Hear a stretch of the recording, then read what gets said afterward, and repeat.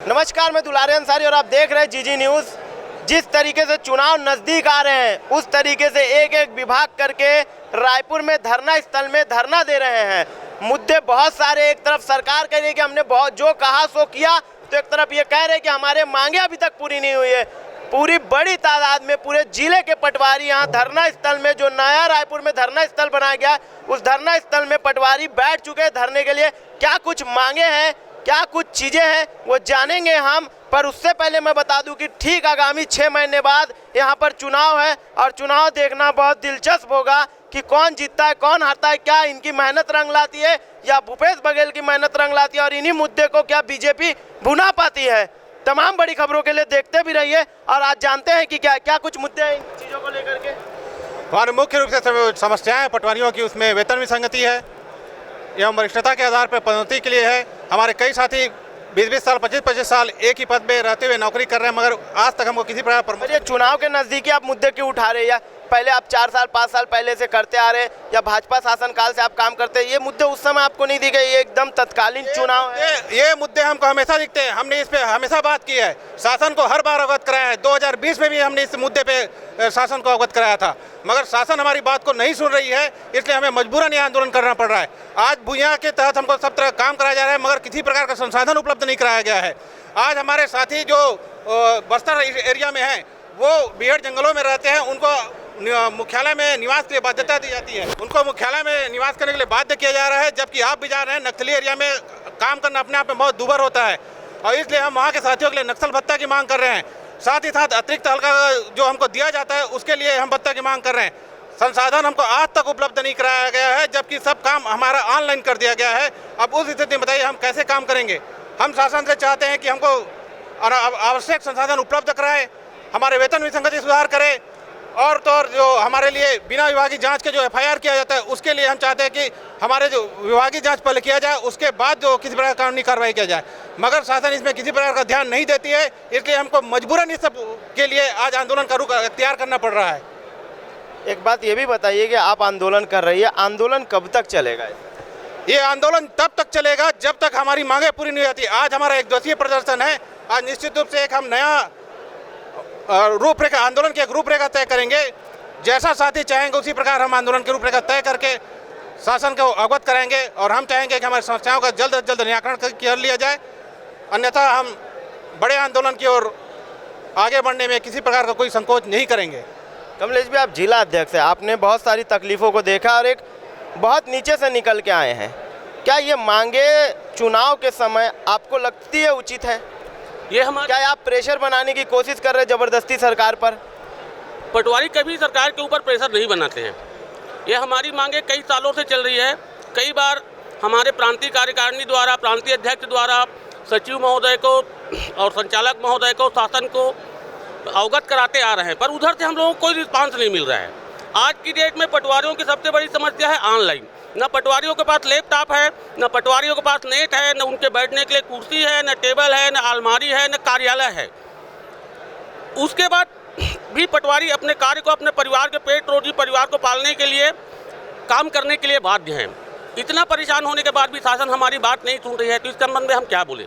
अपने उच्च अधिकारियों से या प्रशासन से बैठ करके एक विचार विमर्श करने की कोशिश क्यों नहीं की?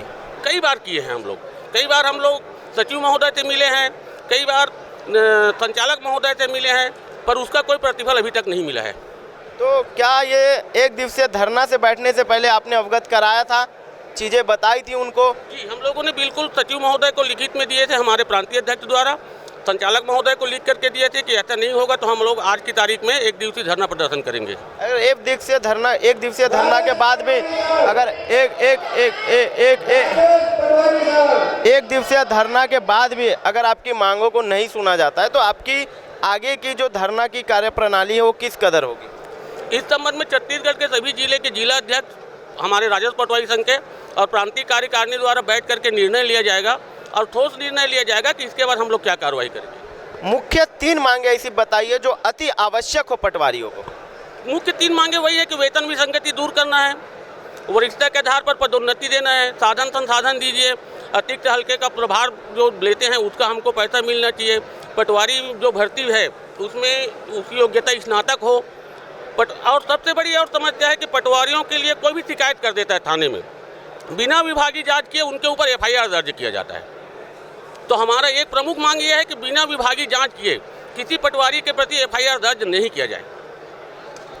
और कुछ ऐसी बातें जो आप सरकार से मांग तो करना चाहते हैं, पर सरकार के लिए भी ऐसा नहीं लगता आपको कि चुनाव के, मैं बार बार एक बात पूछ रहा हूँ, चुनाव नज़दीक आ रहा है और आपका प्रदर्शन भी नज़दीक आ रहा है, कहीं ऐसा ना हो कि अगर उनका कहना आया कि हम चुनाव के बात करते हैं तो इसमें आपका फिर क्या मंशा होगी? आप खुद सोचिए कि शासन का हम लोग पटवारी लोग बहुत महत्वपूर्ण अंग है, जो शासन के जो जितने भी कार्यक्रम हैं उसको क्रियान्वयन करने के लिए, सफल करने के लिए हम लोग जी तोड़ मेहनत करते हैं। उसके बाद शासन की तरफ से हमको कोई भी संसाधन आदि कोई नहीं दिया जाता। आप एक सोचिए कि इतने महत्वपूर्ण कागजात जो हम शासन के संभाल के रखते हैं, उसके लिए हमारे पास अलमारी नहीं है। आज हर चीज़ ऑनलाइन है, हमारे पास लैपटॉप कंप्यूटर नहीं है। दूरस्थ अंचल में पदस्थ साथी जहाँ कोई नेट वेट काम नहीं करता, वो भी अपने खर्चे से, अपने साधन से वो देर सवेर रात को 12-1 बजे रात तक जग करके भी वो कार्य करने के लिए मजबूर है। कल भेंट मुलाकात कार्यक्रम में मुख्यमंत्री का, आज आपका धरना प्रदर्शन, क्या लगता है पॉलिटिकल स्टंट के लिए आपको यूज़ तो नहीं कर रही है बीजेपी? बिल्कुल बिल्कुल नहीं, हम लोग किसी भी राजनीतिक दल से कोई संबंध नहीं है। हम लोगों का जो प्रांतीय कार्यकारिणी, प्रांतीय अध्यक्ष महोदय का जो निर्देश है उसके तहत बैठ रहे हैं। कल आप जाएंगे भेंट मुलाकात में, कोशिश करेंगे अपनी मांगों को रखने की? देखते हैं, अभी कुछ नहीं बोल सकता। पटवारी कितने तकलीफों के साथ कार्य को करता है और इन तकलीफों को कहीं ना कहीं सरकार नज़रअंदाज करती है। अभी मेरे जितने वरिष्ठ साथियों ने भी बताया है कि हम हमेशा बिना कंप्यूटर, बिना संसाधन के जो काम कर रहे हैं, ऑफिस की भी समस्याएं रहती है हमारे साथ, है ना। तो एक कुर्सी टेबल से लेके हमको संसाधन की समस्या तो है, जो हम 2020 से इसमें आंदोलन करें, लेकिन अभी तक हमको कोई परिणाम, कोई प्रतिफल शासन से प्राप्त नहीं हुआ है।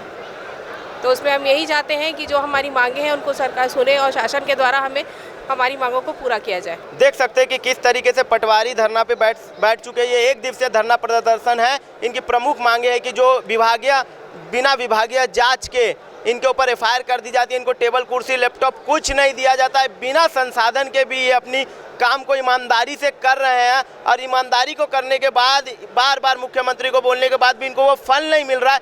क्या फल मिलेगा या ये सिर्फ चुनावी हथकंडा बन के रह जाएगा या बाद में कार्यक्रम होंगे, कार्यक्रम पहले होंगे, क्या देखना है कि भेंट मुलाकात कार्यक्रम कल मुख्यमंत्री का है। क्या भेंट मुलाकात कार्यक्रम में इनकी बातों को सुना जाता है?